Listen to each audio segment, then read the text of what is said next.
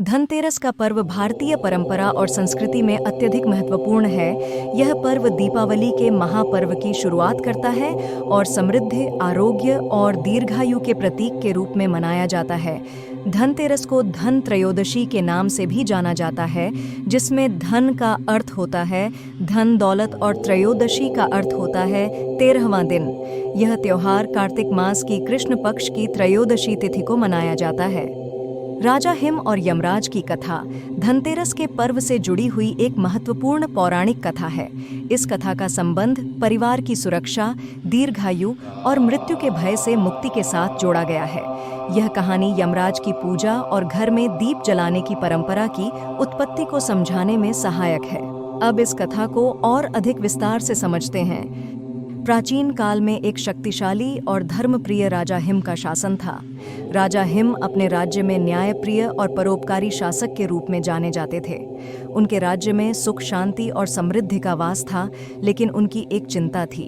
उनकी एकमात्र संतान, एक पुत्र की कुंडली में भविष्यवाणी की गई थी कि उसकी शादी के चौथे दिन उसकी मृत्यु सर्पदंश से होगी। इस भविष्यवाणी ने राजा और उनकी रानी को गहरे संकट में डाल दिया था। वे अपने पुत्र से अत्यधिक प्रेम करते थे और उसकी सुरक्षा के लिए हर संभव प्रयास करने की योजना बनाने लगे। राजा हिम और रानी ने इस भयावह भविष्यवाणी के कारण बहुत चिंतित रहते हुए अपने पुत्र की विवाह की तैयारी की। उन्होंने यह भविष्यवाणी अपने पुत्र या उसकी नवविवाहिता पत्नी से छुपाकर रखी, ताकि उनकी खुशी और आनंद में कोई कमी न हो। विवाह बड़े धूमधाम से संपन्न हुआ, लेकिन चौथे दिन का विचार राजा और रानी के मन में सदैव बना रहा। विवाह के बाद के चौथे दिन, जब वह दिन आ पहुंचा जिसे भविष्यवाणी में मृत्यु का दिन कहा गया था, तब पुत्रवधू को आभास हुआ कि कुछ अशुभ होने वाला है। हालांकि उसे स्पष्ट रूप से यह जानकारी नहीं थी, परंतु उसका अंतर्मन उसे इस बात की चेतावनी दे रहा था कि उसके पति के जीवन पर कोई गंभीर खतरा मंडरा रहा है। अपनी पति की सुरक्षा के लिए उसने एक अद्वितीय उपाय करने का निश्चय किया। उसने अपने पति को एक विशेष कमरे में बैठा दिया और दरवाजे के बाहर सोने और चांदी के आभूषणों, गहनों और सिक्कों का एक ढेर लगा दिया। इसके अलावा उसने घी के कई दीपक जलाकर दरवाजे के चारों ओर रख दिए, ताकि पूरे वातावरण में प्रकाश फैला रहे। इन दीपकों की ज्योति और आभूषणों की चमक ने उस कमरे को एक अद्भुत तेज से भर दिया। उसकी चिंता केवल यहीं खत्म नहीं हुई। अपनी पति की रक्षा के लिए उसने यह सुनिश्चित किया कि वे पूरी रात जागते रहें। उसने भगवान विष्णु के भक्ति गीत गाना शुरू किया और अपने पति को सोने नहीं दिया। उसकी भक्ति और समर्पण अडिग थी।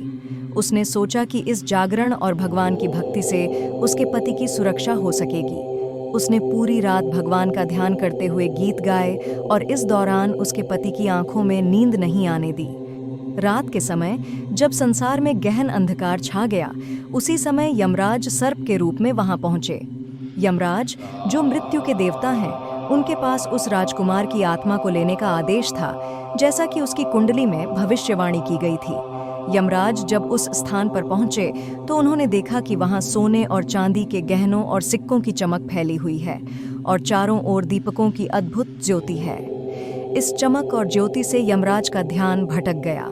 वे उस कक्ष के भीतर प्रवेश नहीं कर सके जहां राजकुमार और उसकी पत्नी बैठे थे। यमराज ने देखा कि दरवाजे के बाहर इतने सारे सोने चांदी के गहने और दीपक हैं और अंदर से भगवान विष्णु की भक्ति गीतों की आवाज आ रही है। ये सब देखकर यमराज को उस कमरे में प्रवेश करने की शक्ति नहीं मिली।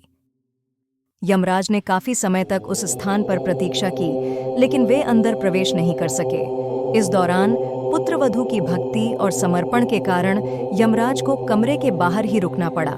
यमराज ने सोचा कि यह स्थान दिव्य शक्तियों से संरक्षित है और इसलिए वे राजकुमार की आत्मा को नहीं ले सके।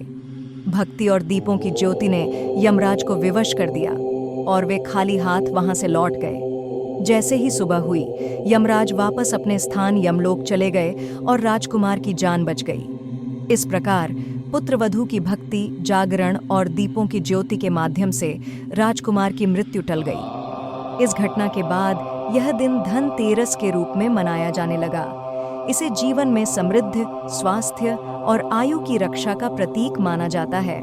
इस कथा के अनुसार इस दिन दीप जलाना और घर के द्वार पर उन्हें रखना बहुत शुभ माना जाता है। यमराज के नाम पर दीप जलाकर घर के बाहर रखा जाता है ताकि मृत्यु का भय दूर हो और परिवार के सदस्यों की सुरक्षा हो सके। इस परंपरा को यम दीपदान कहा जाता है और इसका उद्देश्य यमराज को प्रसन्न करना और उनकी कृपा प्राप्त करना होता है। इसके साथ ही धनतेरस का यह पर्व यह सिखाता है कि भक्ति और दृढ़ संकल्प के माध्यम से किसी भी विपत्ति से बचा जा सकता है। पुत्रवधू का अपनी पति के प्रति समर्पण और भगवान विष्णु के प्रति उसकी अटूट आस्था ने न केवल उसके पति की जान बचाई, बल्कि इस दिन को एक विशेष धार्मिक महत्व प्रदान किया। धनतेरस पर यमराज की पूजा करने और दीप जलाने की परंपरा का आरंभ इसी कथा से होता है। इस दिन लोग घर के बाहर दीप जलाते हैं और यमराज से परिवार की सुरक्षा और दीर्घायु की प्रार्थना करते हैं। यमराज की कृपा से घर में किसी भी प्रकार की मृत्यु या विपत्ति का प्रवेश नहीं होता है। दीप जलाने से नकारात्मक ऊर्जाएं दूर होती हैं और घर में सकारात्मकता और समृद्धि का वास होता है।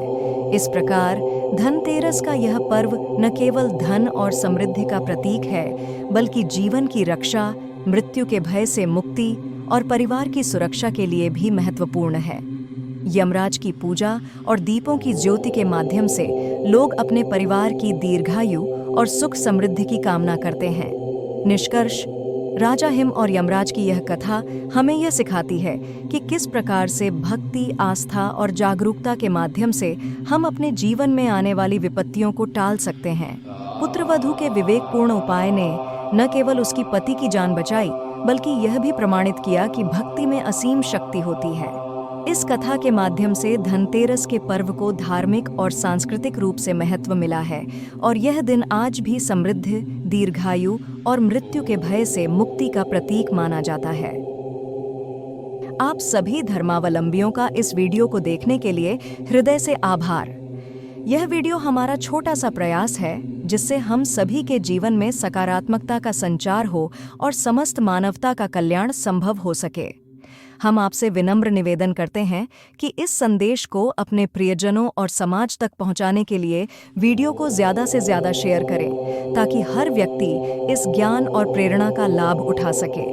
हमारा चैनल एक ऐसा अद्वितीय मंच है जहां आप आध्यात्मिक विचारों, प्रेरक कहानियों और सच्ची शांति के साथ जुड़े रह सकते हैं।